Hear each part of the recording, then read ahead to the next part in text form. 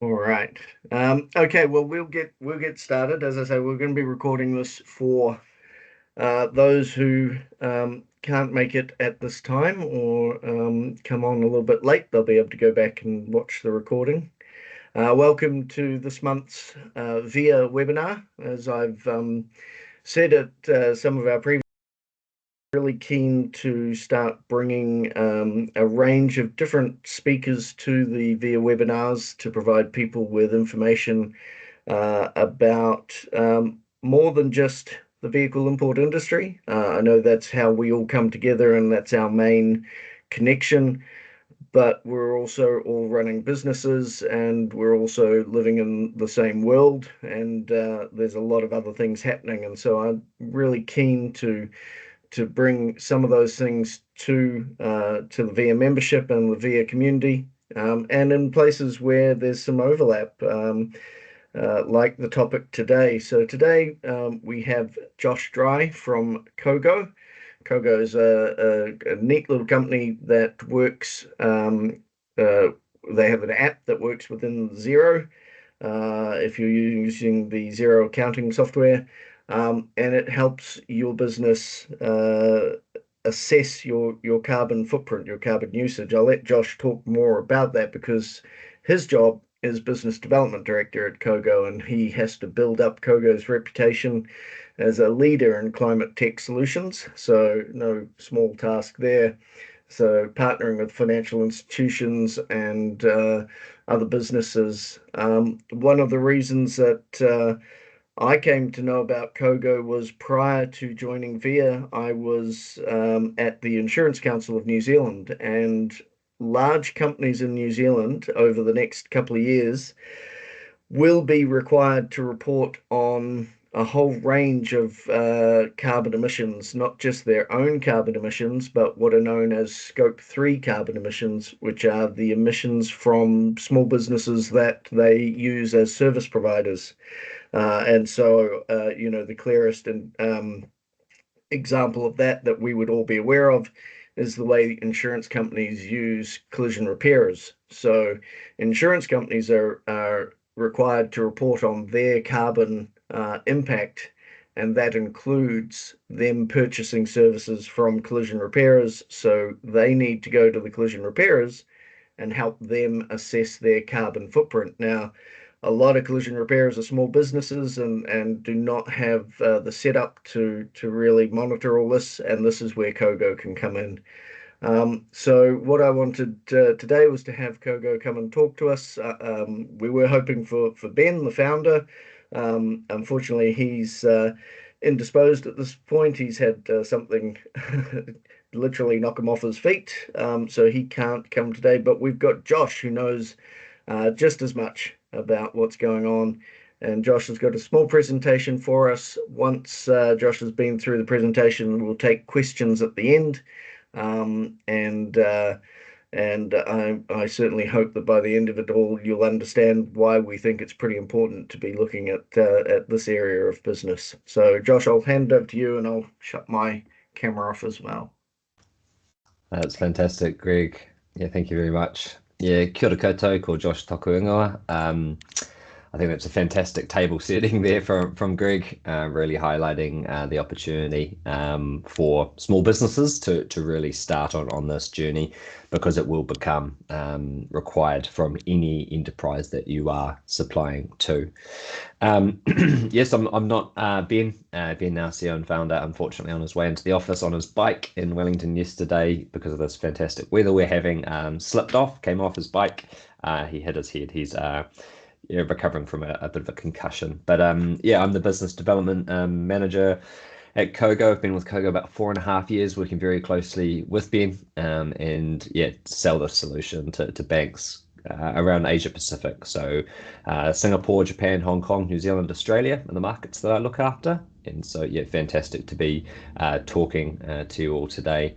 As Greg mentioned, more than happy to take as many questions as you'd like afterwards. Otherwise, feel free, please, to come directly to myself or via Greg if you have any further questions after that as well. So this is Ben here on the left. He would probably want me to mention, probably his introduction and what he was going to do. he's been on this journey for a long time now. He did his master's thesis in 2006 on carbon offsetting, on carbon markets, so he knows this space incredibly well. He moved into Treasury as an economist and was part of the New Zealand climate change negotiations. And the way that he says it is that he was traveling around the world probably burning more emissions than he was saving. And he realized at that stage that government was not really moving fast enough to hit certain targets, and so he wanted to have a crack at something, and it was a bottom-up approach to empower individuals to understand the impact that they were having with their spend. So this was our first app. This is 2011. We were called Conscious Consumers then. If any of you are in Wellington, you may have seen that logo or stickers up on cafes. Some are still around. It was the ability for you to find businesses that align to your values.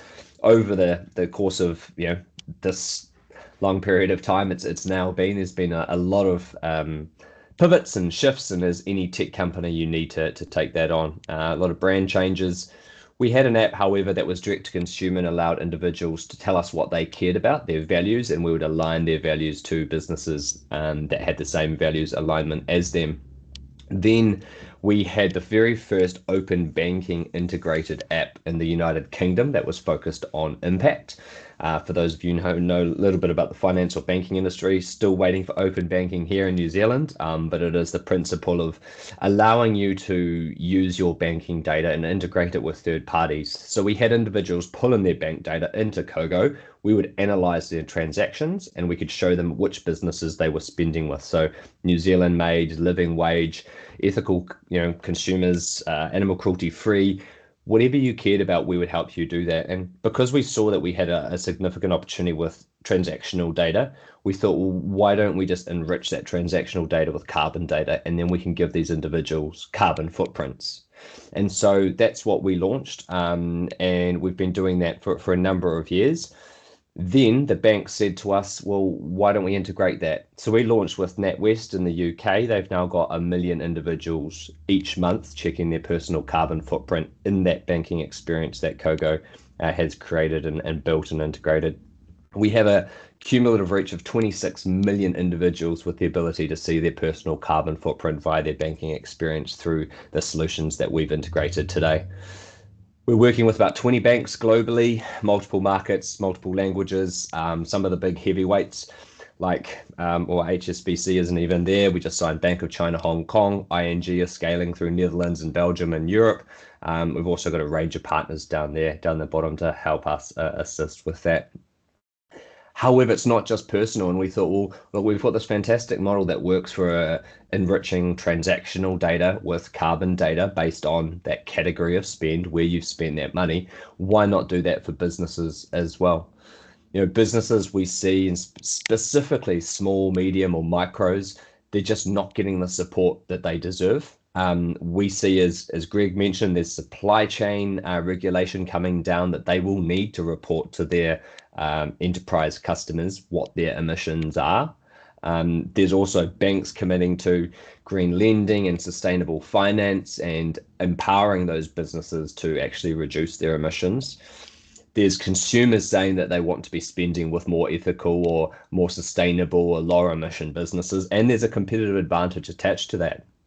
But what we're seeing is that it's so hard for a small business to do this. I mean, we're a small business. We've been doing this for a long time. We've worked with a lot of small businesses. We've interviewed 500 small businesses in Australia and New Zealand that use Xero, the accounting platform. And the options right now is that, well, before sort of we came along and a few others, is that there was a survey tool, which was manual, which was very time consuming. It was bias in regards to asking you questions about how much fuel you're consuming. Then there was a certification approach or a consultant approach where you would pay a certifier a significant amount of money. And neither of these solutions are scalable for small businesses. They're too expensive, too time and resource intensive, and they were not really getting the cut through. So we partnered up with Xero. This was XeroCon a couple years ago in Australia on the main stage, presenting this partnership. And we built the small, medium enterprise carbon solution. So we call it the Carbon Manager. It is live and free in Xero, as Greg's mentioned. If you're a Xero customer, you can jump in and utilize that for free. It's also in Australia and the UK.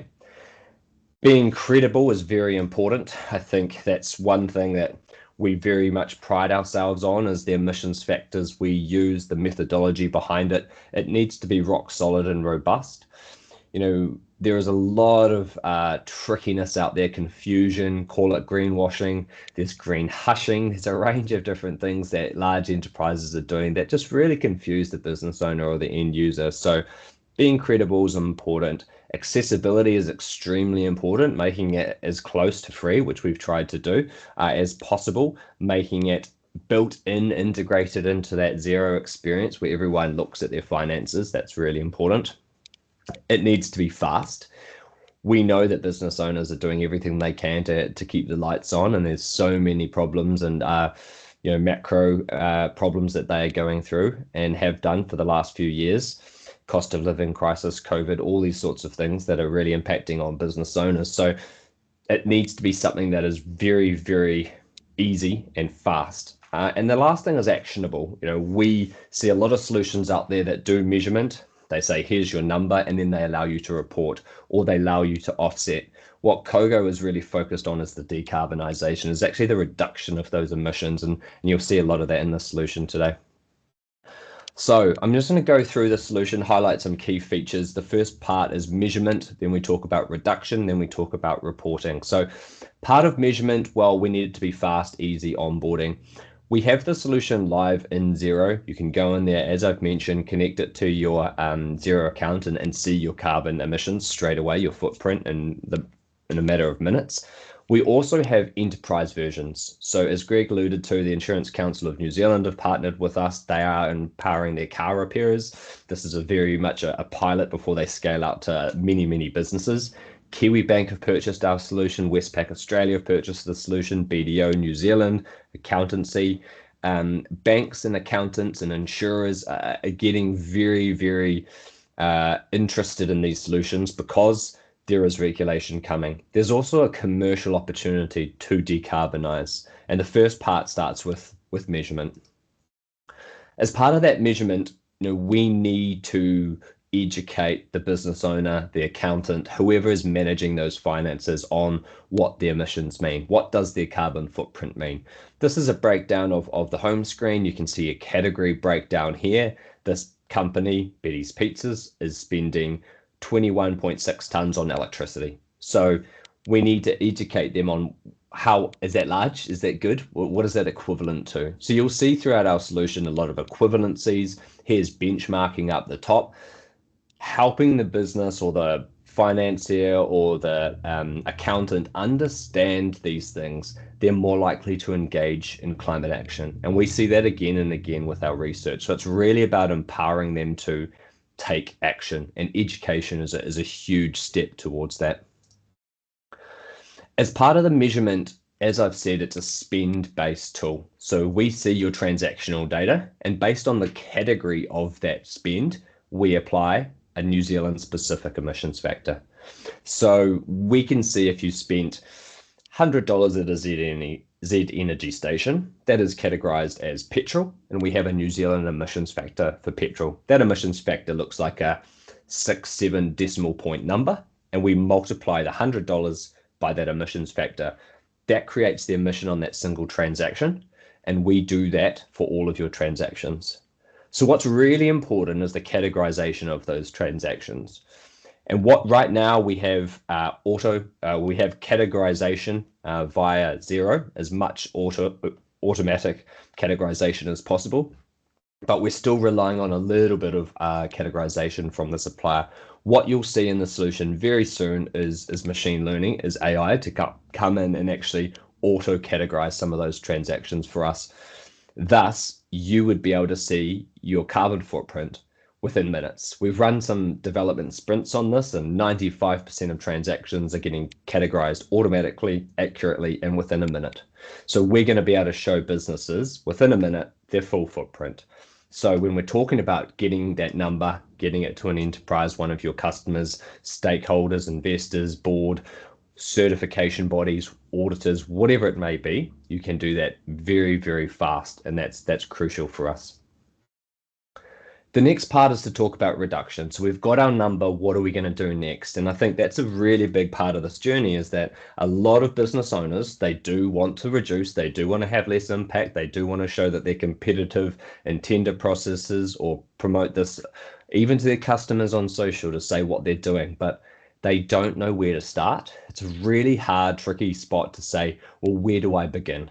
And I think just good to know that breaking down a business's footprint is, as you saw, electricity specifically and energy, fuel, and flights. And obviously, dependent on the sector, depending on the type of business, the size of business, those will fluctuate. But those are generally the big three for a business.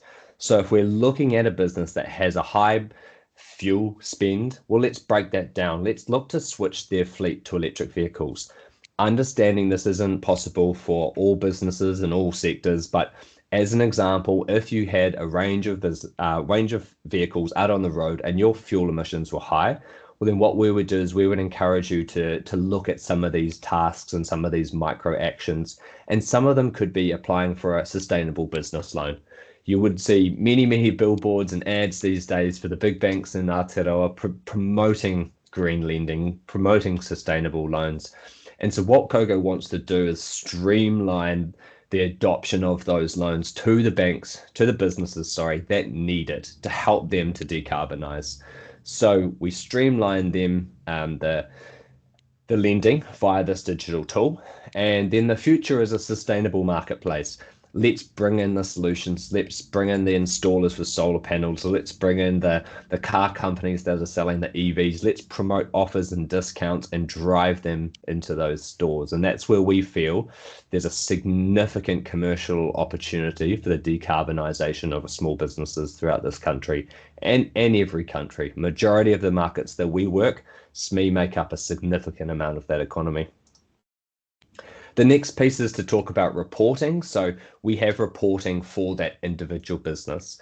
Another barrier we're seeing is that small businesses want to be able to provide a report to stakeholders, certifiers, enterprises, tenders. However, it is a very tricky thing to do, and consultants are charging way too much for this. And so we want to really streamline that. Once you have more than 90% of your transactions categorized, we auto-generate a report for you.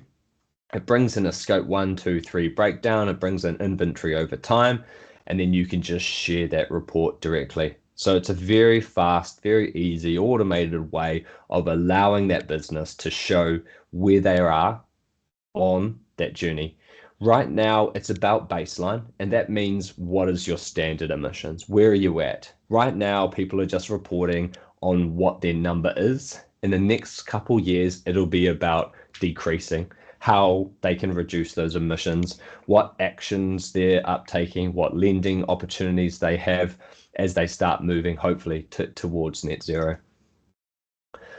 Now, the next piece I want to talk about reflects back to what Greg mentioned in regards to the enterprises needing to report on their supply chain. And this is a significant opportunity for everyone, for COGO, but for enterprises and small businesses that and for the country to decarbonize. So what this means is that, yes, there is regulation coming for corporates, all the listed companies, all the businesses over a certain size, mainly banks, insurers, to actually report on their supply chain. So they need to know the emissions of all of their suppliers.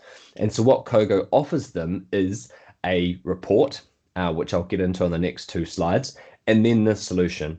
So we can do some basic reporting, which I'll show you, and then we provide them this solution to actually empower their suppliers to actually get their own number, report that number back to make it more accurate, but also go on a journey to decarb and reduce themselves, thus future-proofing that business.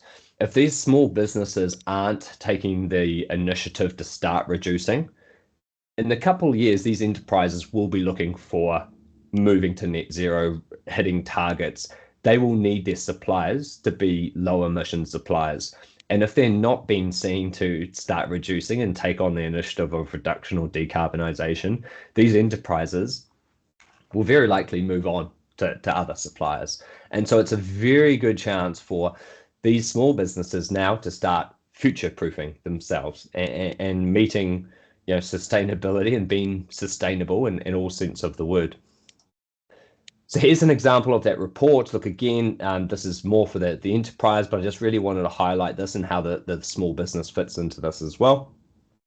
So the corporate would send us their spend categories, so property, rent, office supplies, IT equipment, how much they're spending, and COGO would apply an emissions factor for that. So, excuse me, office supplies, $32,000, our emissions factor, 0.098.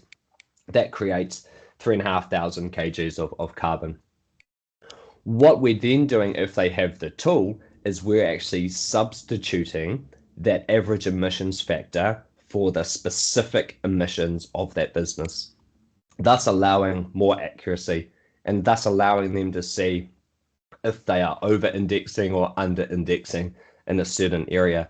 And if they're spending too much carbon on office supplies, then they're going to look to remedy that and actually change those emissions. So this is where the whole market is going, the whole industry is moving. Enterprises will be asking for these numbers. Next year, they will need to be reporting on that. It's voluntary right now. Excuse me. But they will be needing to do that mandatory next year. So they will be asking their suppliers to come on that journey with them. And we hope you can also come on that journey with us. Thanks for your time. I'll pause now, have another sip of tea, and welcome any questions. Thanks very much. Hey, thanks, Josh. That was really interesting, and I think really set out the key points around where we can see the future going with this. That it's consumers are looking for this sort of information about the businesses that they're working with, the large enterprises. Um, and that's on a global scale. My wife does some work for Fonterra, and so, supplying into Europe and other markets, it's a big thing for them to be thinking about um, their carbon emissions here in production and getting things, there's a massive debate over in the UK around food miles. It's been going on for years, but food miles is this idea that how far did that food travel to get here, and what's its carbon impact for that. Um, I was wondering through this, when you're talking with businesses and helping them assess their carbon footprint, are there some myths or misconceptions that businesses have around where the biggest impact might be? Would they come in and sort of say, "Oh, well, we don't use a lot of electricity, or we don't travel very much, so we don't think we'll have a big carbon footprint." But are there areas that people are forgetting about in terms of where they're actually having an impact in their carbon footprint? Yeah, for sure. I think, firstly, we see through a lot of testing that we do with this solution, we see that aha moment. They see that what their footprint is, and they go, Mm. "Wow, okay, I see what it is now. I didn't realize." I was at an accountancy firm here in Christchurch just last week. They're like, "Oh, we didn't realize we spent so much on food." Mm. And so it does uncover these areas. Then you have the other businesses who, they're talking about, oh, we're going to go to, reusable hand towels in the bathrooms opposed to, paper towels, but then they're flying around the world. And so it's sort of just trying to look into the areas that sometimes are obvious, sometimes are not obvious, and just seeing what you can do there. Mm. I think one of Mm. the big myths, however, outside of knowing where your footprint comes from, is just the whole cost savings. The whole, it's expensive to be green, it's expensive to be sustainable. And there's some fantastic work from Electrify Aotearoa, where they've actually looked at the whole rewiring of home energy and also business energy, and that there is upfront investments. I mean, you can look at electric vehicles, you can look at solar panels, and you see that yes, there's an upfront investment, but it does pay off in the long run, and especially with the green lending, the sustainable loans that the banks are coming up with. I think Mm, that's a big myth as well, that it's expensive to be green, and they don't want to go down that path because it's going to be expensive to decarbonize. So I mm, think finding these businesses, the lending, showing them what the cost savings will also be attached to that, and then the other side of the coin is showing them that you know whether they like it, whether they want to decarbonize or not, for their business to stay in business and start or continue to sell to these enterprises, they're going to need to do this stuff regardless. So I mm. think, yes, it's about showing cost savings and taking them on that journey to find lending and help them decarbonize through nice products and services. However, just them understanding that it's a path they're going to need to follow. And I think there's first mover advantage in that with consumers, with competitors, Mm. with others as well. So, we firmly believe it's a why not start now? And for us, making our tool free and easily available is just what we need to do to support these small businesses to just get started on that journey.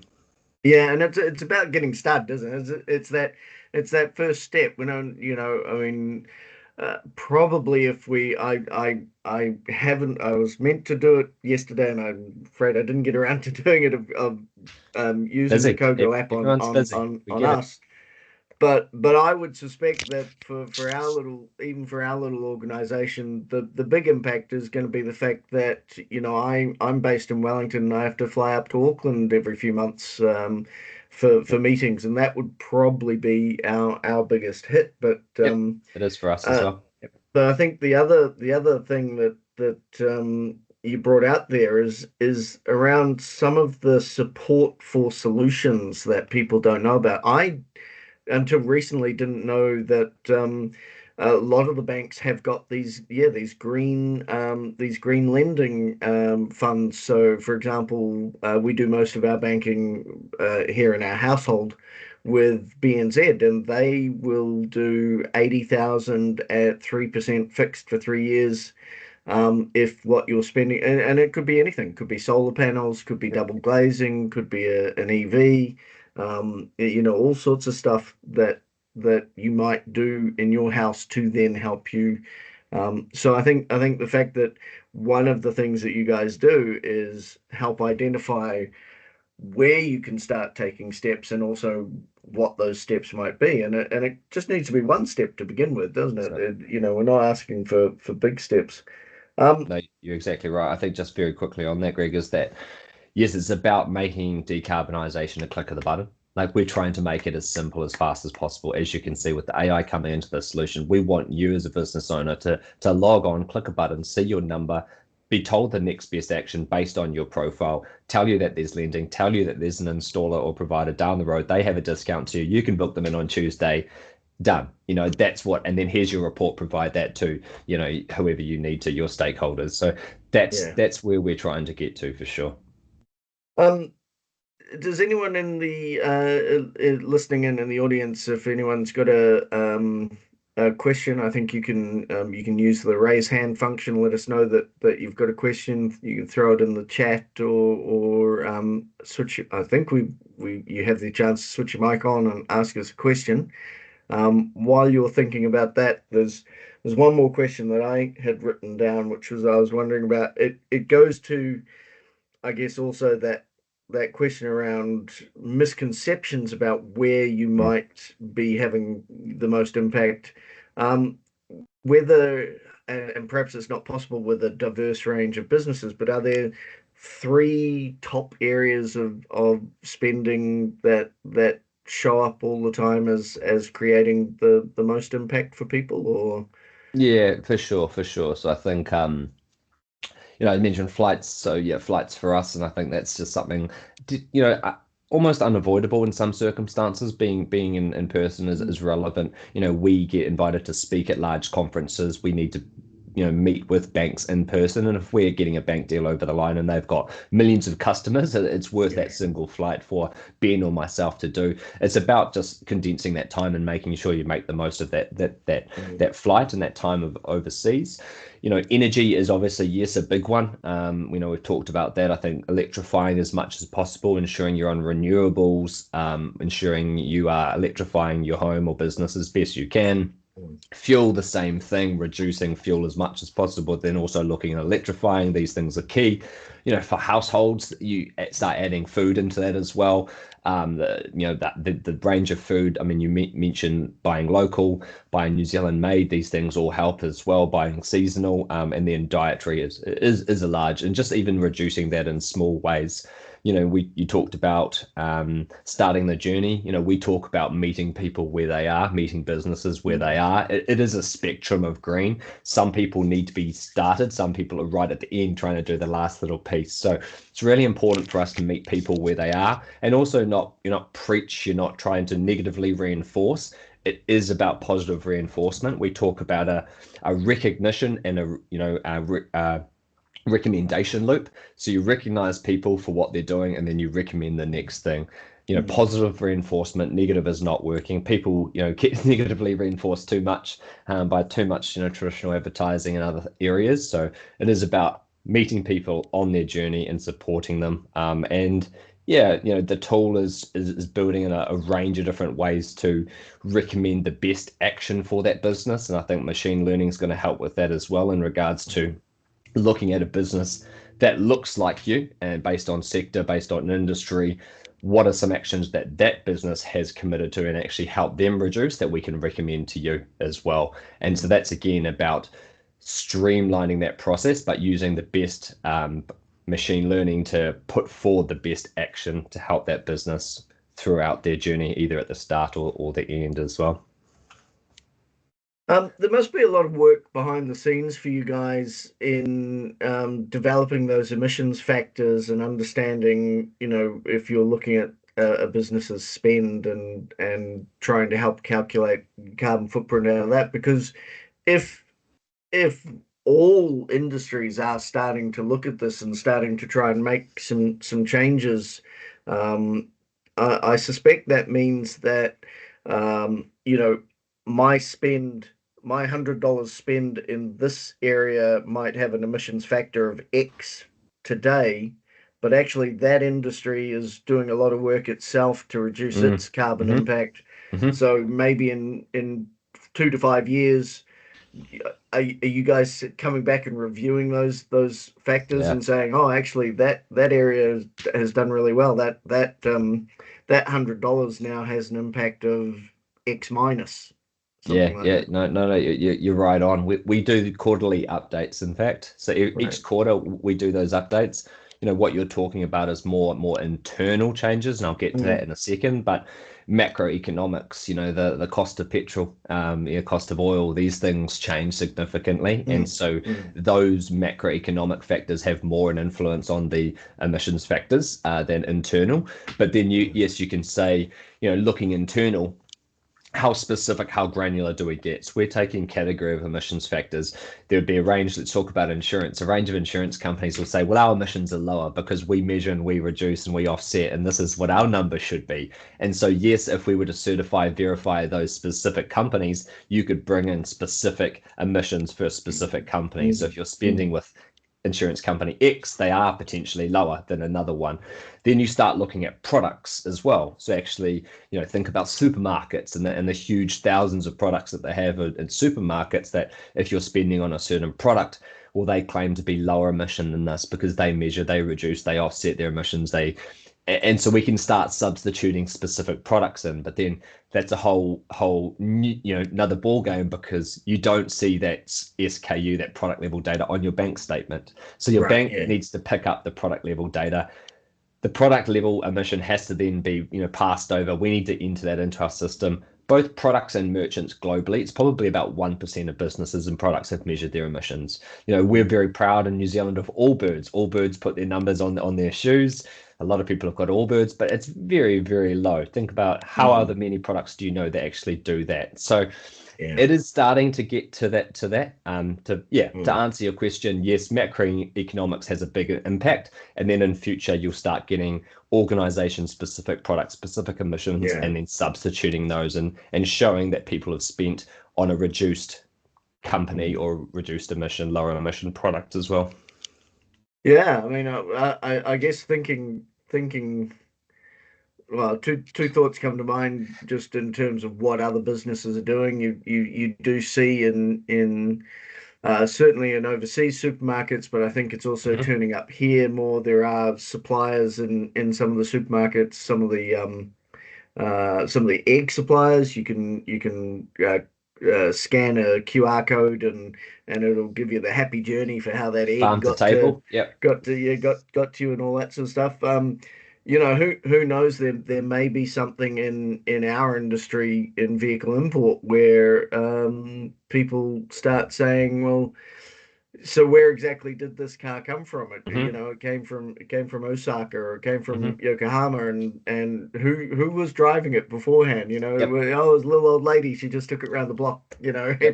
every Sunday or something like that. But it's like, what was the impact of that vehicle before it landed on this car yard here that I'm looking at.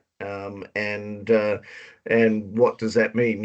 What am I taking on? Am I taking on a bigger impact for my own life? So consumers, especially the younger ones coming through, Hmm.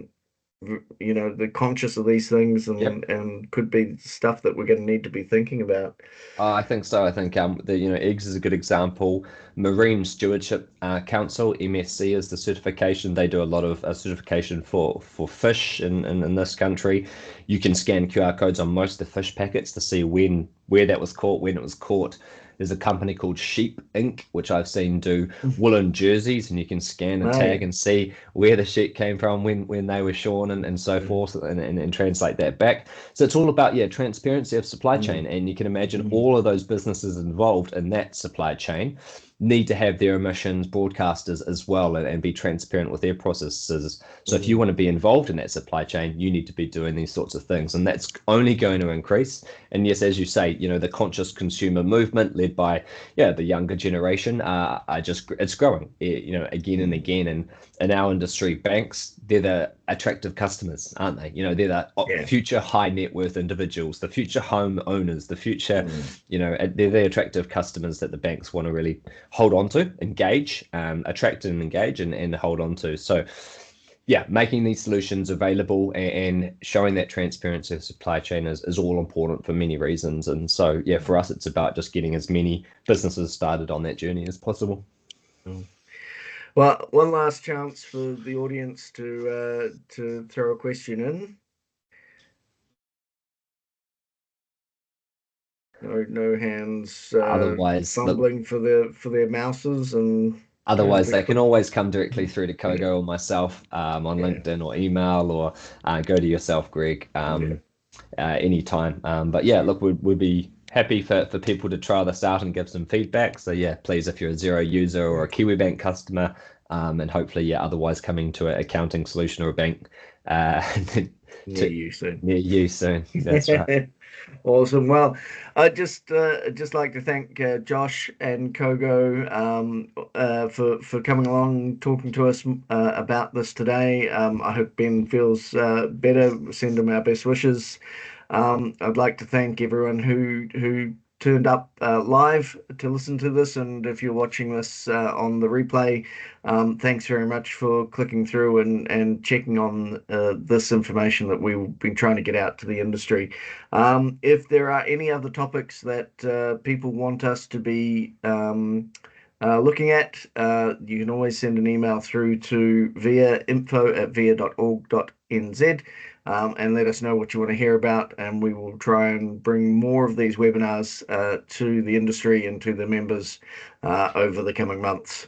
So again, thanks very much, Josh. Thank you, everyone, and we will talk to you again all soon. Thank you. Thanks, Greg. Thanks, everyone.